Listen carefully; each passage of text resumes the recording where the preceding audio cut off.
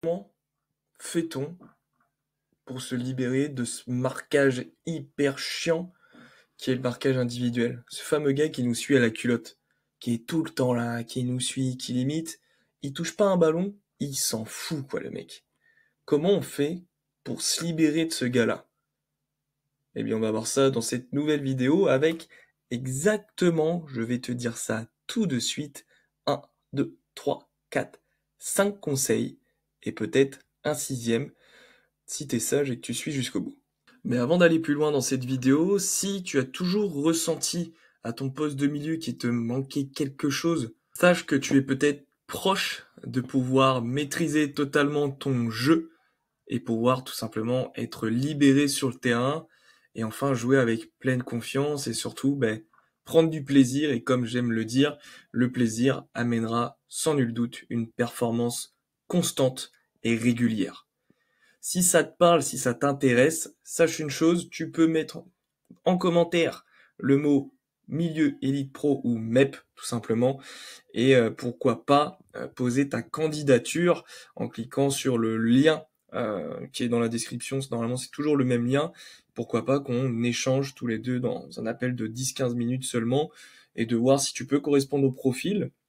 Donc tu auras un questionnaire auquel répondre, parce que je peux pas prendre n'importe qui et je veux pas que tu perdes ton temps parce que tu n'as pas le profil et je ne veux pas non plus perdre mon temps avec des appels de 10-15 minutes et en avoir 10-15 par jour et sur les 10-15 avoir 12 personnes qui ne correspondent pas au profil. Donc je te laisse remplir ça ou soit me mettre milieu élite pro dans les commentaires, m'envoyer ça sur Instagram et sur Facebook directement, comme ça on gagne du temps aussi et on pourra échanger sur cette situation qui te peut-être chiffonne. Tu sais pas trop pourquoi tu n'y arrives pas, qu'est-ce qui fait que ces milieux sont si forts et sont si forts sous pression dans un marquage individuel. Donc ça c'est qu'une simple situation et on voit toutes les autres situations que tu peux rencontrer. Donc n'hésite pas et on va voir justement celle d'aujourd'hui avec en premier conseil, eh bien toujours ce que je dis, la prise d'information, les mecs. Sans prise d'information, un gars qui vous suit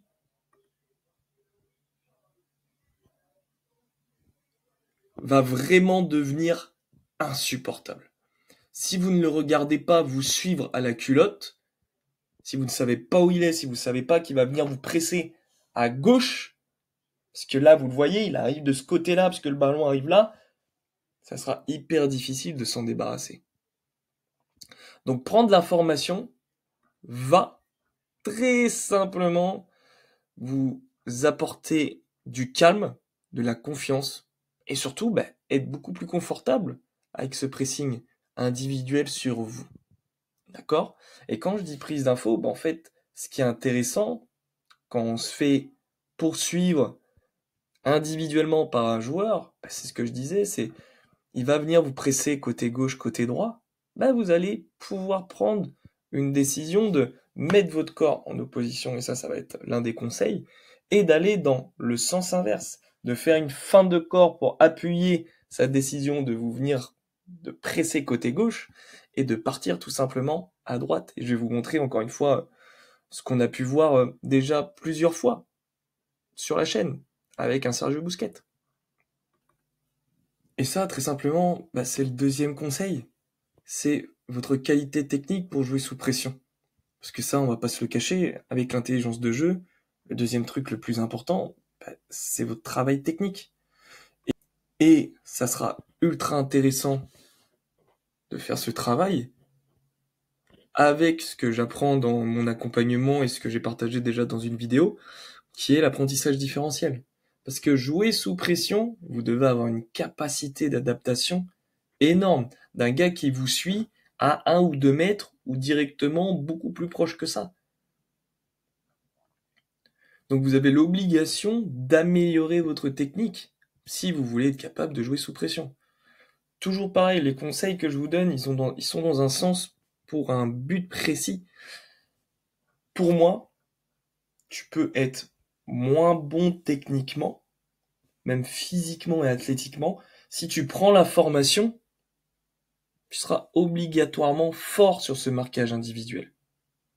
Maintenant, c'est sûr que si tu peux rajouter ce deuxième conseil de qualité technique, ça sera hyper important. Regardez, prise d'info, il vient me presser côté gauche. Quelle décision je vais prendre? On va regarder, vous l'avez déjà vu normalement cette vidéo, mais puisque je mets des bons extraits, je vois pas pourquoi j'en profiterai pas.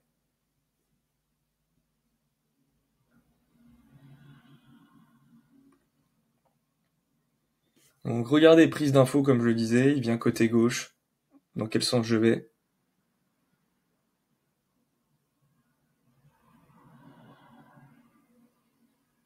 De l'autre. Alors, ça aurait pu être un tout autre geste, hein. Tout autre geste. Beaucoup plus simple, je dirais.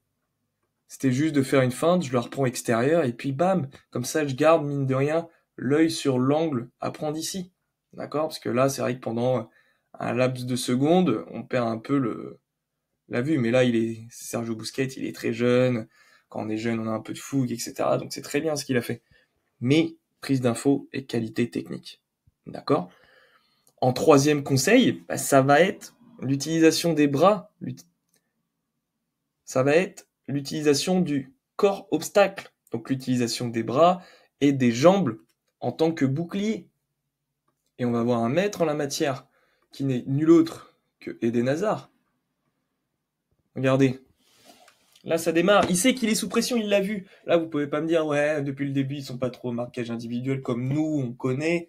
Les gars, ils sont à haut niveau, ils jouent contre des gars de haut niveau à chaque fois. D'accord?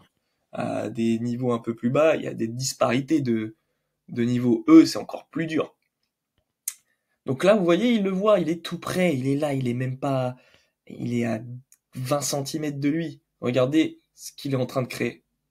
Il est en train de, en plus d'avoir un profil ancré, eh bien, il est en train vraiment de s'ancrer dans le sol, de fléchir, de se donner de la force, fesses, voilà, en arrière, pour créer sa protection. Regardez, le bras. Il y en a beaucoup, mais c'est affolant. Hein. Quand je coach des joueurs, j'analyse, etc., le nombre de joueurs qui n'utilisent pas les bras, c'est affolant. C'est affolant. Et vous pensez utiliser les bras, mais c'est pas le cas en fait. Quand on analyse les matchs, et si, moi je suis du genre à analyser les bras, machin, à mettre le bras, non, pas du tout. Pas du tout, tu t'es trompé, tu t'es fait un film. C'est pour ça que les analyses de match sont très intéressantes pour voir ce que l'on met vraiment pas en place et ce qu'on imaginait mettre en place. Donc là, le bras. Il garde, il protège. Et forcément, comme je disais, qualité technique. Et là, il a fait son job. Si je reprends d'autres extraits, vous avez vu? L'épaule, le bras, là, il éjecte. Mais il a toujours son corps qui va protéger le ballon, regardez. Toujours le corps obstacle, le corps entre le ballon et l'adversaire. Tout le temps. Et là, on va voir, je pense, l'extrait le plus parlant. Regardez. La jambe bouclier, il va passer l'épaule, tout le corps. Donc oui, on va voir juste après sur l'un des conseils. Mais ça, ces 3 conseils-là, déjà, j'aurais pu m'arrêter là dans la vidéo. Franchement, j'aurais pu dire, voilà, c'est bon, super. Au top, ça leur suffira largement, mais je vais vous donner plus encore. Mais juste regardez ça. Et en fait, ils ont 2 choix. Soit ils le laissent, et ils filent au but, etc. Soit, ils font faute. Et dans tous les cas, il est gagnant. Dans tous les cas, il gagne le duel. Parce que quand vous avez la faute, vous avez gagné le duel, tout simplement. Je vais juste remontrer une petite image pour montrer aussi dans un autre contexte encore. Donc là, il passe, encore une fois, regardez la gestuelle qu'il a. Il ne fait que ça. Regardez, je vais mettre au ralenti juste pour vous.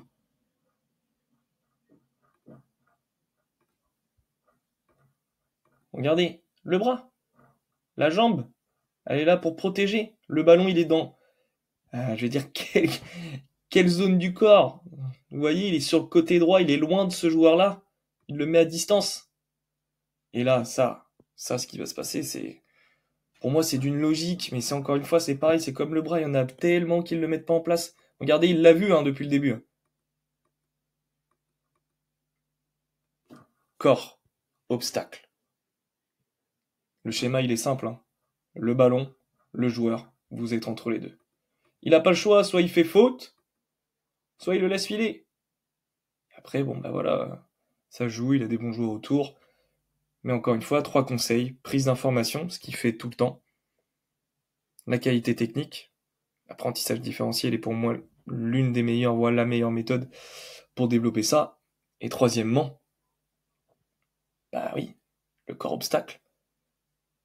Maintenant, c'est sûr qu'il va falloir, eh bien, bosser à un moment donné, si on a un gros déficit, l'équilibre de son corps, la force. Et ça, c'est hyper important. Et ça reste quelque chose d'important, mais comme je l'ai dit, il y a un ordre dans mes conseils qui est logique. C'est qu'il n'y a pas besoin d'être bodybuildé pour pouvoir protéger son ballon. On n'a pas besoin d'être Lukaku, on n'a pas besoin d'être Adama Traoré, on n'a pas besoin d'être Rodri non plus. Quand on voit Hazard, et encore Hazard est plutôt bien stock, je dirais, quand on voit un Bernardo Silva, il utilise les mêmes principes qu'Hazard et il est comme ça.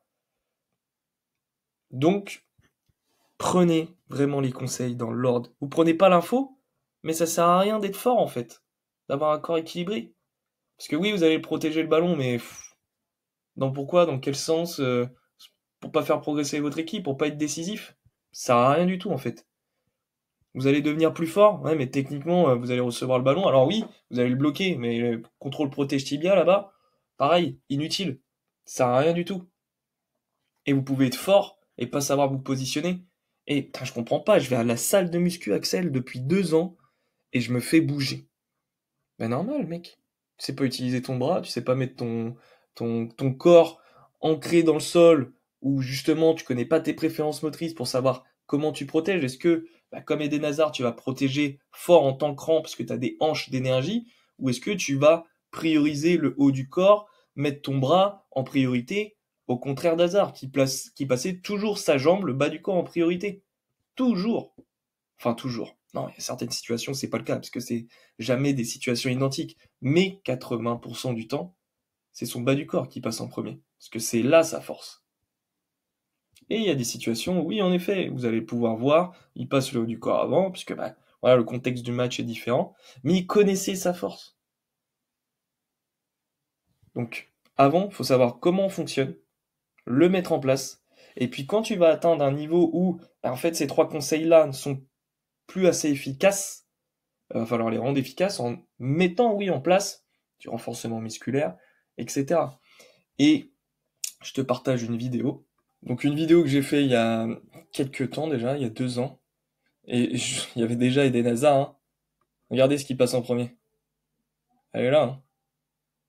Voilà, après, il passe plutôt bien tout le corps en plus. Voilà, toujours. Et qualité technique.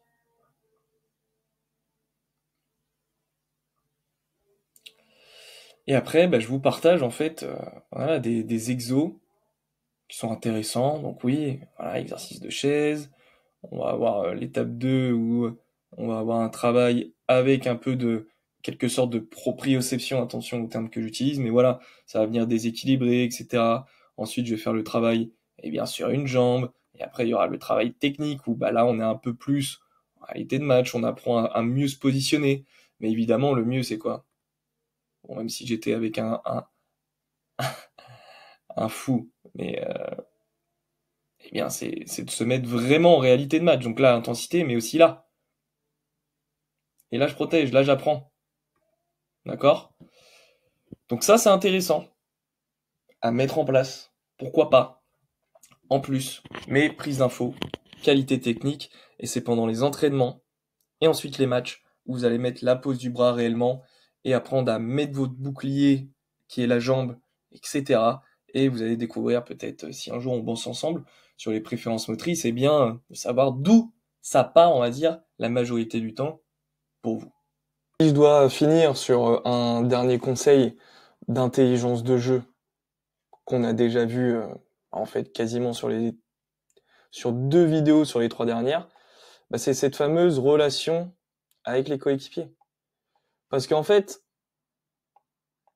avoir un marquage individuel, c'est pas si grave de base. C'est eux qui sont idiots de vous suivre. Pourquoi j'arrive pas, comme par hasard, à accrocher les deux?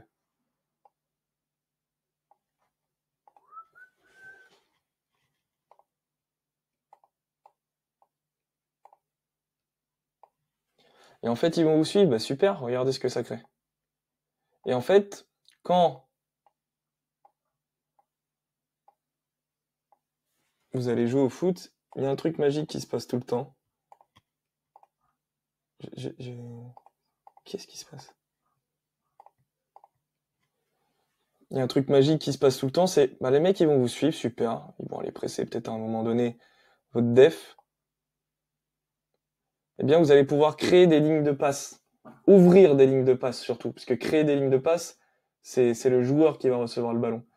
Et quand vous prenez l'info, donc je regarde à gauche, à droite, bah, vous allez vous retourner et là, toujours s'il y a un marquage individuel, bah, sur ce temps de passe, qu'est-ce que font les joueurs? On va voir, c'est l'un des principes de pro que je sortirai sûrement dans quelques mois, mais il est accessible dans l'accompagnement et dans tous les accompagnements d'ailleurs. Mais en fait, le joueur, lui, l'adversaire, qu'est-ce qu'il va faire? Il va voir la passe et il va regarder, oh, vers qui ça va? Et pendant que vous avez pris l'info, bah, vous allez pouvoir gratter 2-3 secondes avant qu'il réagisse. Et là, vous vous retrouvez dans cette situation que je vous présente, eh bien face au jeu pour y aller. Et quand je me refais rattraper individuellement, bah après, là, c'est qualité athlétique et intelligence de jeu contre qualité athlétique et intelligence de jeu. S'il va plus vite, s'il arrive à lui créer une feinte, il l'emmène là, il crée des appuis, donc il va ensuite dans le sens contraire du mouvement de l'adversaire, et ça on l'a vu dans les 7 appels mouvement pour les ailiers. Il y a plein de choses sur la chaîne que vous pouvez utiliser, mais là je peux le lancer en profondeur, et après, bah, écoutez, il va se régaler, tac, et il marque. Donc ça, c'est le dernier conseil d'intelligence, de cumuler prise d'information, qualité technique, mais du coup, de profiter de créer des lignes de passe, en fait. Moi, personnellement, voilà, aujourd'hui, je joue au niveau district. Donc oui, on est suivi individuellement au niveau district. Voilà, c'est comme ça, c'est la vie, ils veulent jouer comme ça. Bah en fait, tu regardes derrière toi, tu l'emmènes ici, parce que c'est ton gardien qui a le ballon. Ah, super. Moi, je vais venir là, et même, enfin moi, mon attaquant va venir là, et je suis OK. Il est suivi individuellement. Bah super. On peut le trouver, moi je rejoue de face, et on l'avait vu la vidéo avec le numéro 10 italien, bah c'est pareil. C'est la même chose, c'est que je bouge en relation avec mes coéquipiers. Et si à un moment donné, bah, ça peut être autre chose. Regardez, ça créera de toute façon des espaces. Bah, j'y vais. Oh purée, il faut que je cours après. Vous aurez toujours une seconde, peut-être plus, selon la concentration de l'adversaire, mais une seconde d'avance, parce que c'est vous qui allez créer l'appel. Mais faut créer de l'incertitude. Donc peut-être au départ, un truc tout bête, je fais genre que je recule, il me suit, tac, et en fait, bam, tout d'un coup, je reviens. Faut créer de l'incertitude, faut créer des changements de direction, faut utiliser lui dans quel appui il se met, donc les signaux, pour ensuite avoir un déclencheur et justement prendre une décision par rapport à votre modèle de jeu. Ça, c'est ce qu'on a vu la semaine dernière, ou il y a 2 semaines déjà. Donc je vous laisse avec ça pour aujourd'hui. Je pense que c'est pas mal. Voilà. Et peut-être une partie 2 à venir si vraiment besoin d'aller plus loin sur comment se libérer du marquage individuel. Prise d'infos qui va vous rendre plus confiant, plus confortable, la qualité technique pour jouer sous pression, tout ce qui est utilisation du corps obstacle avec les bras, les jambes, l'épaule. Il y aura aussi forcément, si nécessaire, un travail de force et d'équilibre du corps. Et ça, c'est important, le gainage, etc. Maintenant, j'aimerais pas qu'on tombe sur faut que je gagne en masse musculaire, en volume, etc. Avant d'être bon techniquement, d'être intelligent avec le dernier conseil, bouger en relation, et d'être bon techniquement. C'est ce que j'ai dit déjà, être bon dans la prise d'information. Je sais plus dans quel sens je l'ai dit. Mais voilà. Ça me dérangerait parce que Pour moi, en tout cas. Si t'es pas d'accord, bah, suis pas ma chaîne parce que du coup, tu vas pas apprécier. Mais avant d'être un buff, un taureau, et être musclé, bah, ça serait bien d'être quelqu'un d'intelligent. Parce que 11 cerveaux contre 11 cerveaux. Et il y a des choses à faire contre 11 cerveaux qui réfléchissent pas tous pareil, et surtout quand on développe à travers ma chaîne une bien meilleure intelligence que nos adversaires directs. Bon, à plus.